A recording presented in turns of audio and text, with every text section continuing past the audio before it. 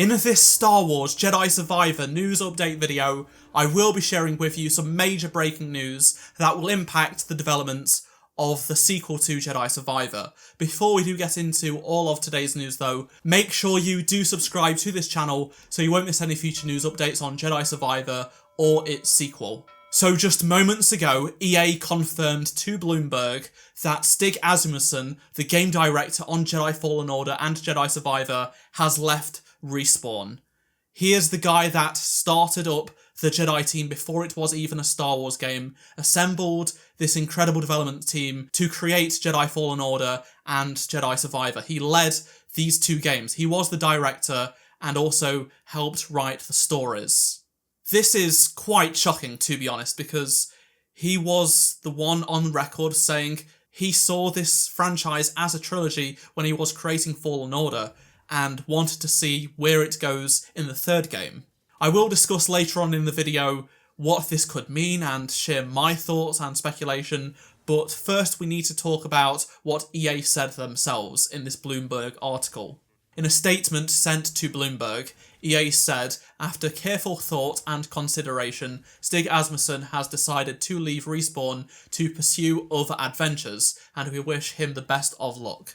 So one of the questions you will be asking right now is, who will replace him? Well, EA's final segment of their statement says, veteran Respawn leaders will be stepping up to guide the team as they continue their work on Star Wars Jedi Survivor. Now hold on a moment, the game is out. The game is done. Continue their work on Jedi Survivor. So what does that mean entirely? Well, we do know that EA have announced the game will be coming to the Xbox One and PS4 at some point. Respawn have never actually discussed this publicly, but the game is coming to last-gen consoles. Also, some of us are still hoping patches come out for this game because there are still performance issues that do need to be fixed, even though the latest update dramatically improved the game across all platforms. Work does still need to be done on it. Now, a few months ago, I made a video from an interview that Stig did where he said that we haven't decided on what we're going to do with the third game yet, and we are continuing work on Jedi Survivor, and I took this as a hint towards DLC.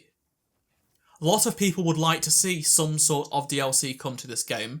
In the first game, we got an update that included New Game Plus, the Combat Arena grid, and more, but we already have most of the features that update added into the game except for the Combat grid.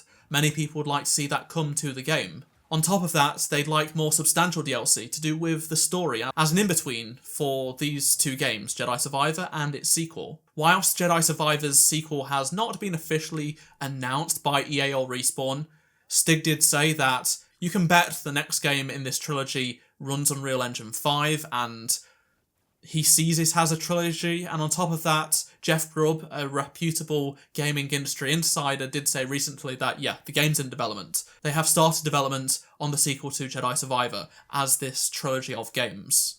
To me, this statement doesn't read as they are just going to be doing bug fixes for Jedi Survivor over time, and the Xbox One and PS4 version of the game.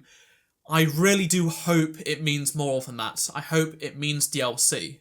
Obviously that's pure speculation on my end, but they did say they're going to be continuing work on Jedi Survivor, a story game that is out, it's done. So what's next other than the Xbox One and PS4 version? Another question many people will be asking is, how is this going to impact the sequel to Jedi Survivor? Because sure, they can do DLC, but after all, he was the game director on both of these games that we've had.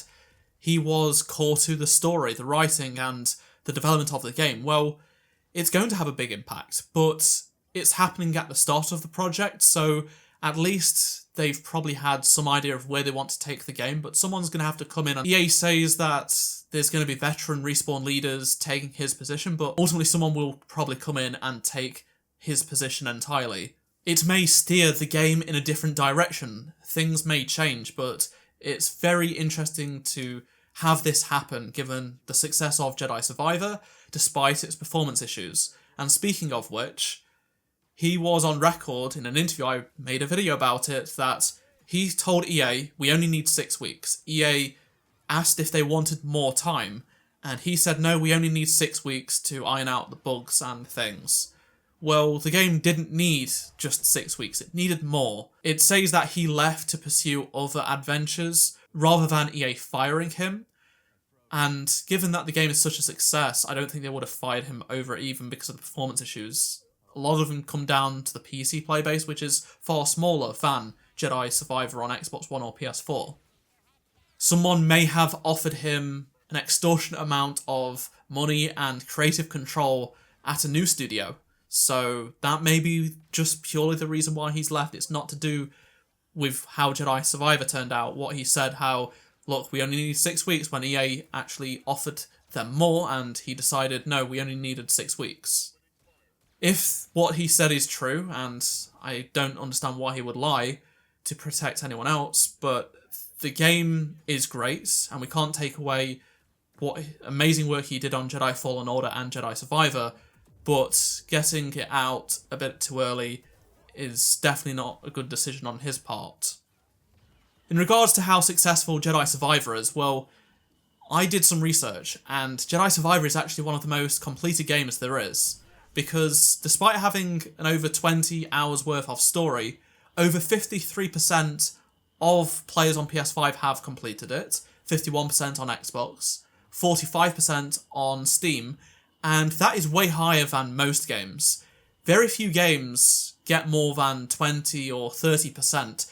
Game of the Year contenders such as Elden Ring only have 30%. Elden Ring's not a great comparison given it is a very challenging game, but it's still a similar game in some aspects, and just so many games have 15, 20% completion rates, which Jedi Survivor absolutely destroys. For comparison, Jedi Fallen Order has just 44% completed compared to 53% on Jedi Survivor, and then Xbox is down at just 26%, but Game Pass definitely did skew those numbers, and then it's down to 32% on Steam compared to 45% with Jedi Survivor. So it's just proof that despite the performance issues, people love this game and completed it. It will be very interesting to see how this situation unfolds and if any more details do come out regarding Respawn, Jedi Survivor and its sequel. I will make a video if there is anything, so be sure to subscribe so you don't miss any of this, and of course, if there is any DLC for Jedi Survivor, I'll make a video. I'd love to hear your thoughts on anything I've talked about in this video, so please do let me know down in the comment section below. Drop a like to help support the channel, and if you did miss any of my previous Jedi Survivor videos, including the testing of Patch 7, click on the playlist on screen right now, and I shall see you in my next video. Goodbye.